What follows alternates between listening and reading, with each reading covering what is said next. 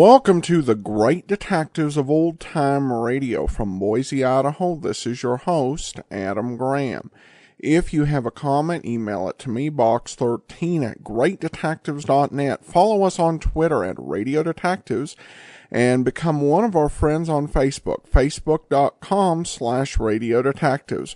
Well, before we do get started, our listener support campaign continues. You can support the show with a one-time donation, support.greatdetectives.net. I do want to thank Harvey so much for his support. And you can also become a Patreon supporter at patreon.greatdetectives.net. and help us meet our Patreon goals. There are also rewards for listeners who donate $20 or more during the listener support campaign. They'll receive one of 7 ebooks, including Slime Incorporated, All I Needed to Know I Learned from Columbo, or one of my superhero comedies, including Tales of the Dim Night, as well as a bonus thank you gift. Among them, for our U.S. and Canadian listeners, A Big Sleep starring Humphrey Bogart is yours on DVD with a donation of $50 or more. And at the $100 level, we'll send you your choice of Nero Wolfe audiobooks. A full list of available thank you gifts is at support.greatdetectives.net. Well, today, the Philip Marlowe is going to be a little bit different, with William Conrad filling in for Gerald Moore. The original air date, April the 11th of 1950, and the title is The Anniversary Gift. Get this and get it straight. Crime is a sucker's road, and those who travel it wind up in the gutter, the prison, or the grave. This time, a platinum wristwatch, a body on a lonely strip of beach, and a case of heart failure in a Beverly Hills garage, all added up to blackmail, 25 years old. And a killer who would never be caught. It happened like this. From the pen of Raymond Chandler, outstanding author of crime fiction, comes his most famous character in The Adventures of Philip Marlowe.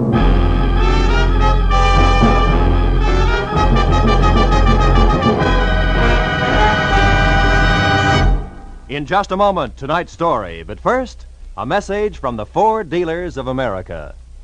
The whole country's talking about the great 1950 Ford. Listen to what Mr. Carl Moore of Kingston, Pennsylvania, one of more than 420,000 delighted owners, says about his new Ford. I leave my car out on the street a lot in winter, but you'd never know it to look at my '50 Ford's paint job. It's still as new-looking as when I bought it. I'll never stop wondering how Ford can sell a car that stands up so well for so little money. And speaking of getting a lot for little money, my Ford gives me up to 22 miles to a gallon of gas. Yes, it's hard for Ford owners to keep the good news to themselves. The news about the economy of the big new Ford. From its low initial price to its high resale value. From its low cost of maintenance to its thrift on gas and oil. Ford is a real economy buy. But prove it for yourself. Your neighborhood Ford dealer has the facts on Ford economy, and he'll be glad to have you test drive the big 1950 Ford in your own way. And now we bring you tonight's exciting story, The Anniversary Gift.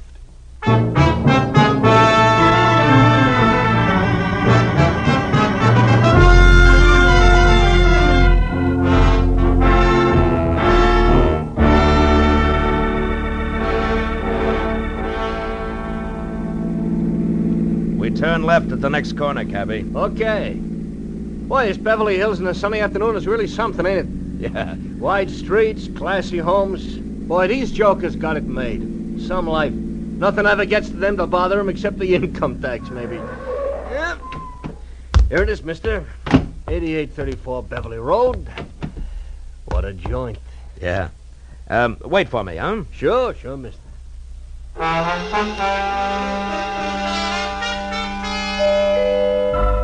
The door was answered by a girl of about 16, a tall, slender girl with dark eyes, too deep for her years.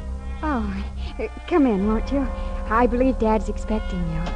She led me across a living room as dignified as the lobby of a bank to a door that she opened. If you'll wait here in the library, I'll tell Dad you've come. The library of Stanley Towner, my new client, was as somber as his living room, except for one thing. Over a fireplace that half-filled one wall was a life-size portrait of a woman, a most beautiful woman. Could have been a painting of what the girl who had just left would look like in another 25 years. I was still staring at the picture when Stanley Towner came in. That's a portrait of Margaret, my wife. We lost her 1 week ago today. I'm sorry, Mr. Turner. Well, we'd been expecting it for over a year. The doctors had warned us, but even when you're braced for a blow like that, Yes, I know what you mean. it was her heart, Marlowe. She was coming home from a shopping trip in Westwood last Tuesday evening when it happened. She had her own car and was just pulling into the garage here when the attack seized her. Catherine, my daughter, and I both heard her car hit the garage wall. We ran out and found her. The doctor did everything possible. But Wednesday morning, she was dead. I'm sorry. It's all right, Mr. Turner. I must tell you all this because the reason I called you here has to do with Margaret's death. I don't understand. I've got to get Margaret's watch back. A what? A watch? Yes, a wristwatch. It's, well, I'll try to explain. I loved my wife very deeply, Marlowe. Now that I've lost her, the most important thing in the world to me is the preservation of her memory. Can you understand that? Well, it's natural that you'd cling to things that remind you of her, Mr. Towner. Now what about the watch? It's lost. Somewhere in Camino Beach. You know where that is? Yes, a few miles below Redondo. Yes, that's right. The day Margaret died, I had taken her watch with me to have it repaired. I went down the coast on some business, and on the way back I stopped at Camino Beach for lunch, a place called the Trade Winds. You had the watch with you when you went in? Yes, in my overcoat pocket. I came out and got in my car and was halfway back to my office before I realized it was gone. I've got to get it back, Marlowe. How much is it worth? In cash, about $500, but to me, now, it's worth 20 times that. What's the watch like? It's a Benares, platinum, and set with emeralds. Mm-hmm. I gave it to Margaret on our 20th wedding anniversary. There's an inscription on the back to Margaret from Stanley with eternal love. I know that watch is somewhere in Camino Beach. Can you find it and bring it back here to me? There's nothing more you can tell me? Unfortunately, that's all there is. I'll do my best, but I can't guarantee a thing.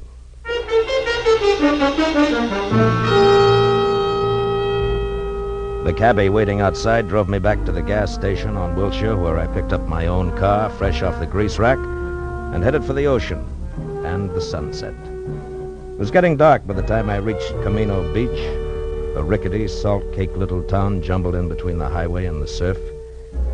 Yeah, my first stop was the Trade Winds Cafe, a waterfront shack on spindly legs standing knee-deep in a smelly backwash. It only took 10 minutes to find that there was nothing there for me. After that, I drew a blank at each of the 3 hock shops in town. Wound up an hour and a half later, no farther than the sidewalk curb, where I watched a traffic cop brand my tire with his parking marker, plant a heavy foot on my bumper to steady his bike, and light a cigarette. Hiya. Is this your car? Yeah. What is it? Am I overparked? Nope, not yet. Just borrowing your bumper a minute. Mine? Of course not. Got a lot of scratches already. Say, that's a fancy chalk label you put on the side of that tire there. Z, the mark of Zorro, huh? No, the mark of Ziegler. That's me. Just a little thing I worked out to add a personal touch to my business. You're a stranger around here, aren't you? Yeah, from L.A. Uh-huh. Saw you coming out of the pawn shop there. You don't look like the type. Well, I'm not, as long as my luck holds. Actually, a friend of mine lost a wristwatch here in town. I'm trying to locate it. Pretty good watch, is it? Yeah, good enough. The really tough part is that it has a very big sentimental value. I've tried all 3 of the pawn shops in town, but no dice. You know, if I had a friend who'd lost a good watch, I think I'd check in at Sean's bicycle shop on 3rd Street. Well, thanks a lot, Ziegler. Don't mention it. Oh, incidentally, I wouldn't bother to tell him who sent me down if I was you. So long.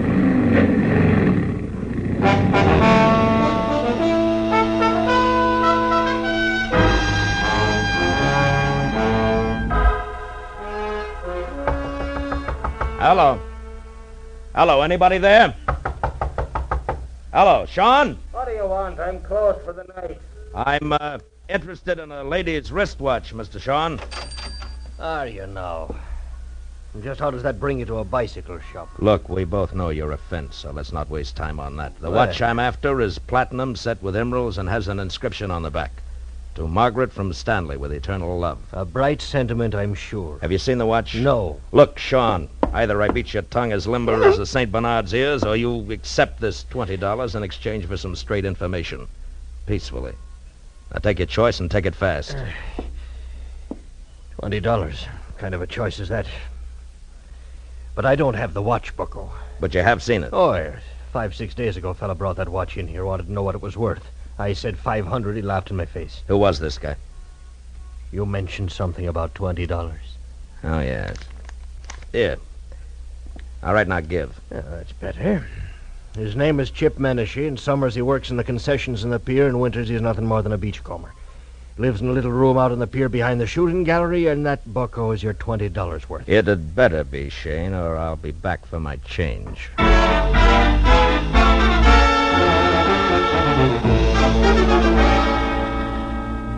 The amusement pier was deserted.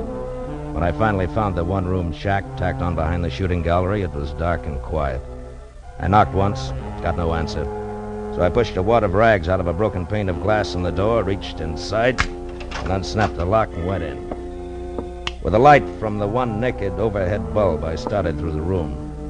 On a packing crate that passed for a dresser, I found a week-old newspaper clipping that said the body of one Leon Stice of Camino had been found on an isolated beach Wednesday morning, shot in the chest. No apparent reason. Stice was survived by his wife, Nancy, of 320 Front Street. I got real busy wondering why a bum like Chip Menashe saved old newspaper clippings of murder stories when a noise outside turned me toward the open door. What are you doing in my place? You weren't home, so I came in to wait. You a cop or something? No, I'm no cop, Menashe. The name's Marlowe. Huh? Maybe we can do business. Sit down. I don't get you. I collect old watches. A mutual friend sent me, Menashe. Yeah? I'm interested in ladies' watches, particularly. Maybe something in platinum with emeralds. Okay, Pally, what's the proposition? Nothing until I see the merchandise. Now, how about putting it on display, huh? I can't hear you, Pally. Ah, come on now. Where's the watch? Don't rush me, mister. Don't rush me. It'll get you nowheres. All right. Make me a proposition. 10 grand? 10,000? Uh-huh. You must be out of your mind. Yeah, we'll see who's out of their minds. That's a very valuable watch. Maybe you better get out of here and add it all up again. Yeah, maybe I'd better at that. But, Menashe, don't go away, because I'll be back. I won't go away. I know when I'm sitting on top of the pile.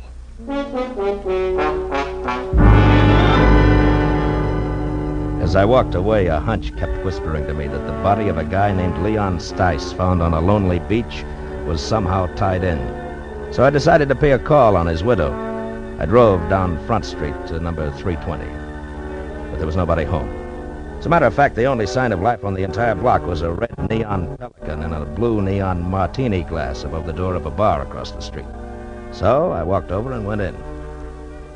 A couple of questions later, I found Nancy Stice sitting alone in the back. The offer to buy a drink was the only introduction I needed.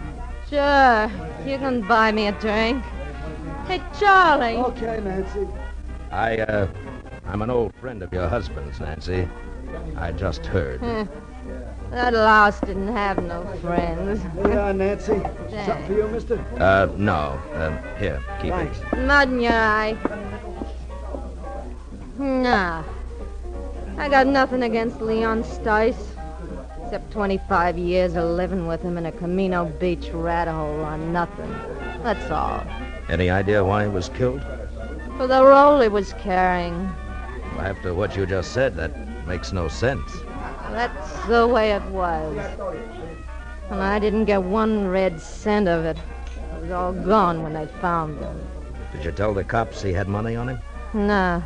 I hate cops. Yeah, sure. Where did Leon get this dough? He told me he ran into an old acquaintance who was staking him. Some guy named Martin Vogel who used to live here in Camino Beach years ago. Martin Vogel was staking him? To what? Leon said him and Vogel was going in business together. The cash was in advance. Oh, sure, he was going to be such a big shot. What kind of business, Nancy? Just between. Just between you and me, the only business that crummy mind of his would work on was blackmail. Take it from me. Now, how about another drink for his grief-stricken widow, huh? I'll leave a buck on the bar on my way out.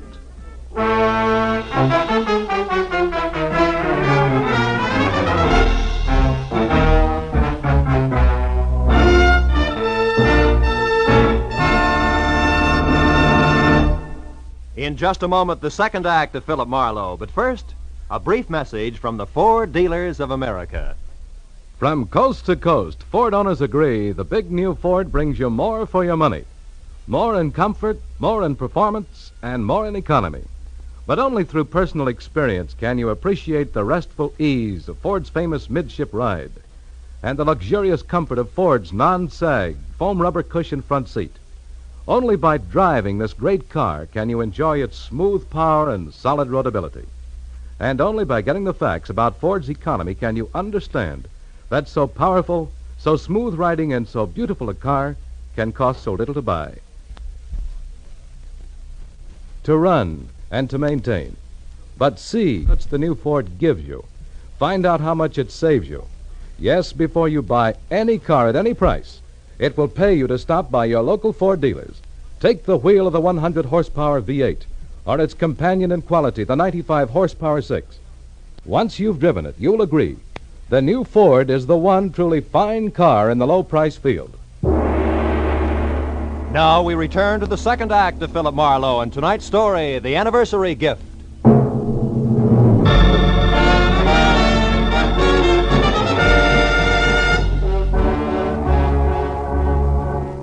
I left the Pelican Club, got into my car, and started for the local law on the chance that I could learn something more about the new question mark I'd picked up named Martin Vogel. 10 minutes later, I parked my car under the cracked globe that oozed sick purple light over a weather-beaten sign, Camino Beach Police. A fat sergeant huddled over what could have been the original teletype machine. When I presented my credentials, he jabbed a fat finger at a dirty glass door marked Captain Elvin Bush, Chief of Detectives. Inside, a small old man, neat in a clean white shirt, groomed silver hair, and a gentle smile, was strapping on a shoulder holster when I put my license on his desk. When I stopped talking, he got up and extended an almost delicate hand. I certainly hope we can help you, Mr. Marlowe. Martin Vogel, you say? Yes, it might have been a long time ago, Captain, maybe even 25 years, if he was mixed up with the police at all. Do your records go back that far? Oh, yes, by the apple crate load. And I mean that literally, Mr. Marlowe. You see, in Camino Beach, police files, fixtures, and furniture are somewhat lacking. City appropriations only go where they show. Public bird baths, statues of the mayor. Oh, here. This bottom crate here. Marked, let's see. 1921 to 1930. Figure he was arrested along in there, this Vogel? Yeah, if he was arrested. Yeah, it's dusty, isn't it? Well, the cards are alphabetical. Yeah.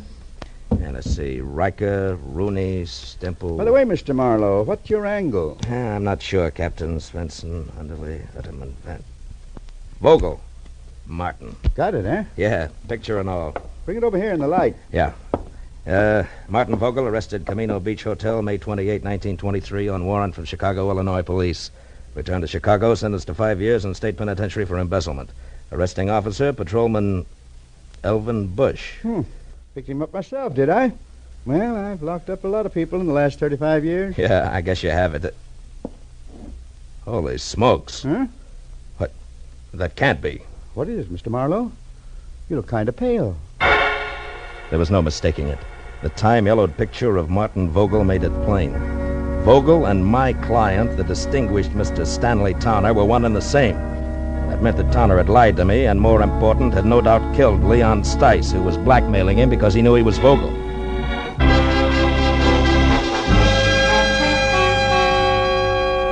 I left Captain Bush piled into my car and pointed it back for the amusement pier, where one way or another I was going to get Chip Menashe to fill in a few remaining blanks for me.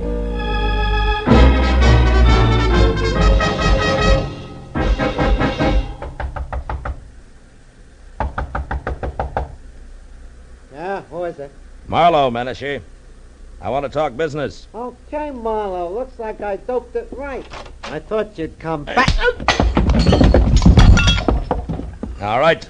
Now get up. Now listen hard. I want the watch and the story that comes with it. I told you my price.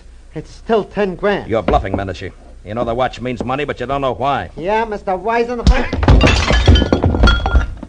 All right, now come on, talk. Okay, quit. I'll tell you what you want. I took the watch from Leon Stice. I found him dead on the beach. It was clenched in his fist. And the dough you're spending? Was in his wallet. Let me up, will you? All right, come on. Now sit over there. Hands in your lap. School isn't out yet. What more do you want, Marlowe? How do you tie the watch in with Stanley Towner? What makes you think I did? The fact that I was sent here to Camino Beach and the fact that you were ready and waiting for somebody. Well? Okay. I was lucky. When I read about Stice in the papers, I also just happened to read another article, an oddity, you might say, about a woman in Beverly Hills, a rich man's wife who got a heart attack in her car just she pulled into her garage. Woman called Towner, front name Margaret. Wife of a big-shot broker, also called Towner, front name Stanley. I went from there. I was shrewd. Yeah, genius. Okay, now give me the watch. Come on, let's have it. All right, get your mitts off. Here. Now you're real happy, Muscles? Happy that you... Hey, cops. Coming this way. Hey, Menashe, wait a minute! By the time I got to the door, he was halfway across the boardwalk to his car. But Captain Bush and his sergeant were ready and waiting. When Menashe was next to the gun he kept in his glove compartment, the spotlight on the squad car slashed through the dark, found him, and froze him in a position. We've got you, Menashe. You'd better quit. Menashe, do you hear me? Yeah. No, you listen, Papa. Let him have it, Becker. The windshield sprang into little pieces. That got him. Come on, Becker. Yeah, Captain. I waited until Captain and Becker were next to the body and had lifted it off the steering wheel. Then I moved quietly along the side of the buildings as far as the squad car. There, I turned and started back toward them. Hey, what happened? Oh, it's you, Captain. What brings you around here, Mr. Marlowe? A guy in town told me that somebody named Chip Menashe might give me a lead on Martin Vogel. You won't be able to now. That's Menashe. What? We wanted him for a week-old stick-up murder. Stick-up murder? That guy on the beach? The same. Say, Becker, you find the money on him? Right, some $300, Captain. Good. Well, you better call for the wagon now. Check. Funny thing, Mr. Marlowe. One fingerprint did it. Oh, how's that? Well, that guy on the beach, Leon Stice. We found his empty wallet in the sand next to him. It had an isinglass front over his driver's license with a thumbprint that wasn't his. But was Chip Menashe's, huh? Well, we got on to Menashe because he was spreading a lot of dough around. Today, Becker got down here and lifted one of his prints. That cinched it, huh? Yes, that and the shot he just threw at me. Strictly a stick-up killer who got caught. Marlowe, about this Martin Vogel, you still want to let it go that the Beverly Hills police are going to get in touch? I think so. Good night, Captain Bush.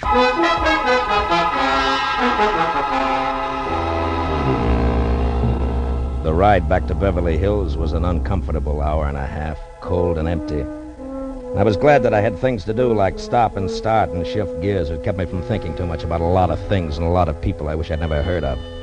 People like Stanley Towner, who I had every reason to be against, but who I was starting to pull for. Stanley Towner, a man who had started all over again after a single mistake made 25 years ago. A man who had fought to build good things, like a comfortable home, a marriage to a woman in a painting, a 16-year-old likeness named Catherine.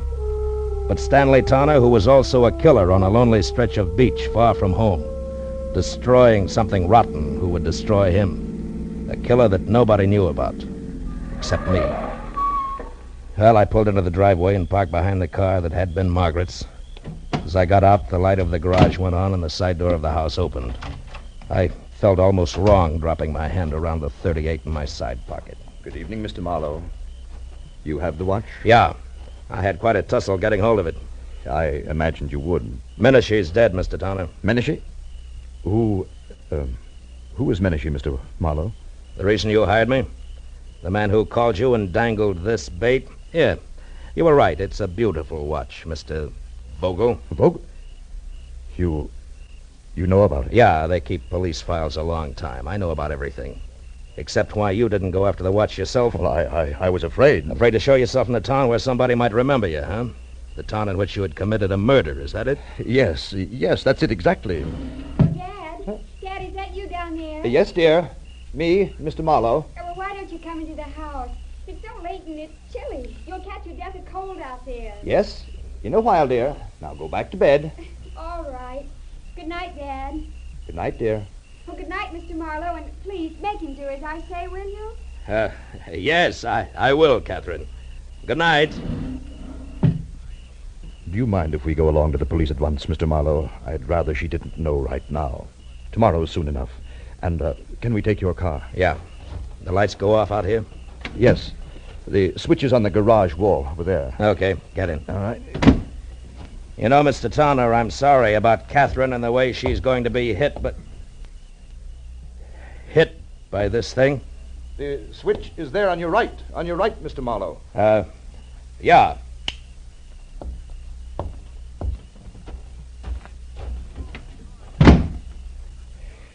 It was a very nice house.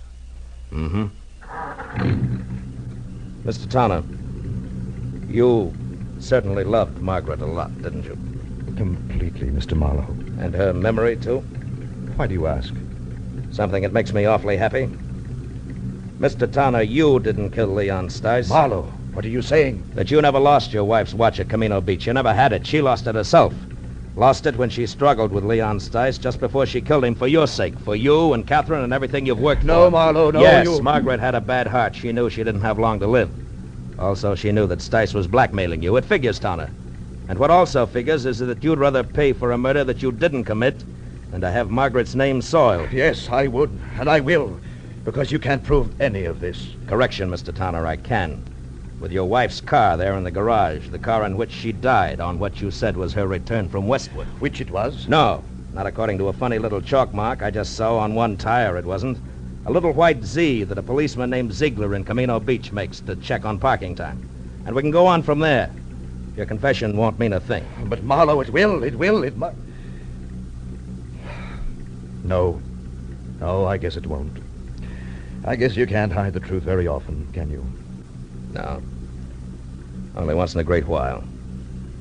And then, strangely enough, only when it seems like the right thing to do. What do you mean? Why did you stop the motor? There's one thing I haven't told you yet. The way things worked out in Camino Beach, Mr. Towner. The police there think that Menashe killed Leon Stice, and they're happy that way. They never heard of you or your wife. And I don't see why they should. No. Well, yes. I mean that nobody really knows the whole story. Nobody except you, Marlowe. Nobody, Mr. Towner. Good night. Thank you, Mr. Marlowe. Good night.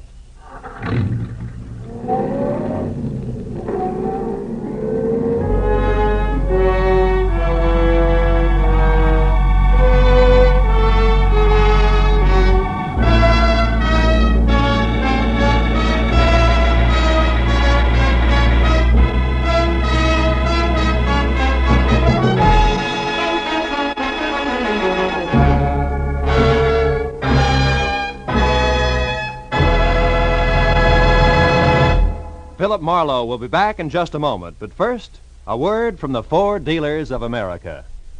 Tonight, there are more than 420,000 enthusiastic 1950 Ford owners, and it seems as though most of them are talking about this car. Listen to what Judge Richmond B. Keach of Washington, D.C. has to say about his new Ford. I was so satisfied with my 49 Ford that I decided to get a 50 as soon as they became available. I've been more than pleased with the 50. Truthfully, I see no cause to pay more when a Ford gives me all the performance, quiet, and comfort a man can ask for at such a reasonable price. The Ford is wonderfully easy to handle, particularly in traffic. Yes, ask any Ford owner how he feels about his big new Ford, and he'll tell you it's tops for performance and for comfort. But prove it for yourself. Drop into your neighborhood Ford dealers and test drive this truly great car. You'll be amazed when you discover how little it costs to buy, to run, and to maintain. Do it tomorrow. Test drive the big new 1950 Ford. Be sure and be with us again next week when Philip Marlowe says... This time I was in the country where the night should have been nothing but peace and quiet. But a pair of angry eagles changed all that. One was solid gold and too close to a battered corpse. The other weighed 160 pounds and was too quick with his fists, in or out of the ring.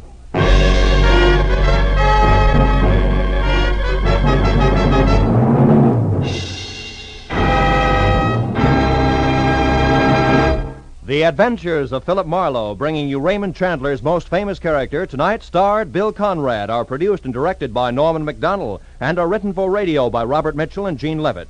Featured in the cast were Sammy Hill, John Daner, Gene Bates, Ralph Moody, Larry Dobkin, Harry Bartell, and Edgar Barrier. The special music is composed and conducted by Richard Orant. This is Roy Rowan speaking for CBS, the Columbia Broadcasting System.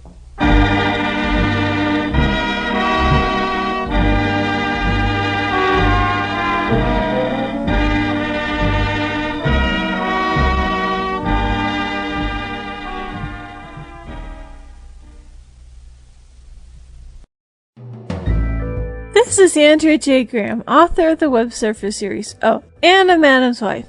You're listening to the Great Detectives of Old Time Radio.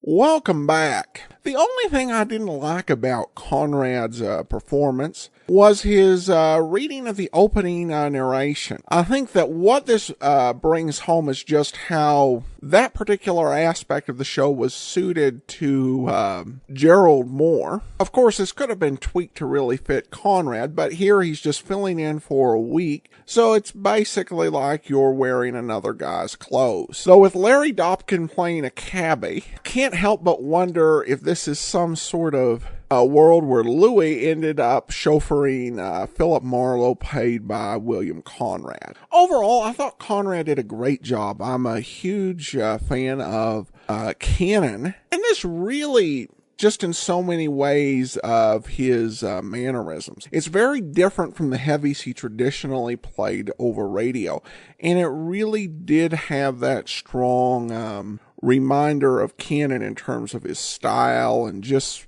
his particular brand of the mix of easy going and hard boiled. So this was a treat just to hear him doing this particular role. And I wish he had had a long-term detective series over the radio.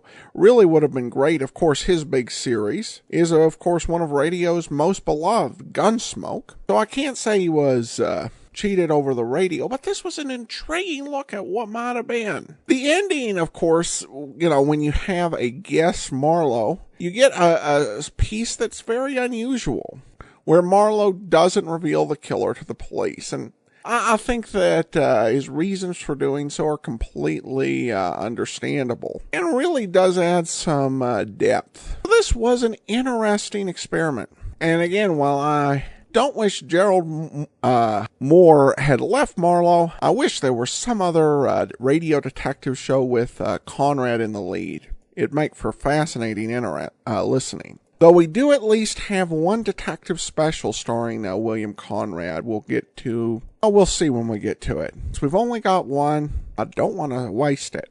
Well, now we turn to announcing something we have hinted at unofficially, but I'll now say officially. We have got, first of all, quite a bit of Philip Marlowe left to go.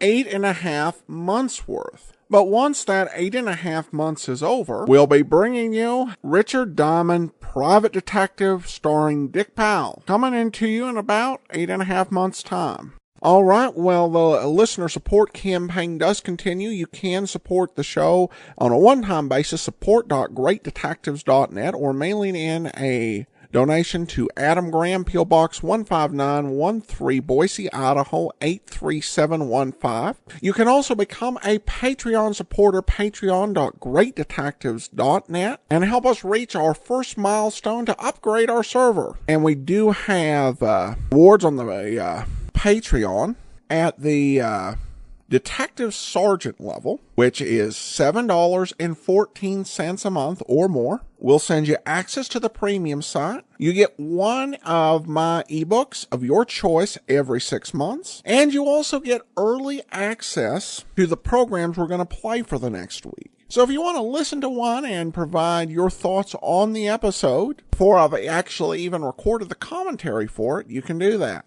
Full list of available thank you gifts for Patreon at patreon.greatdetectives.net.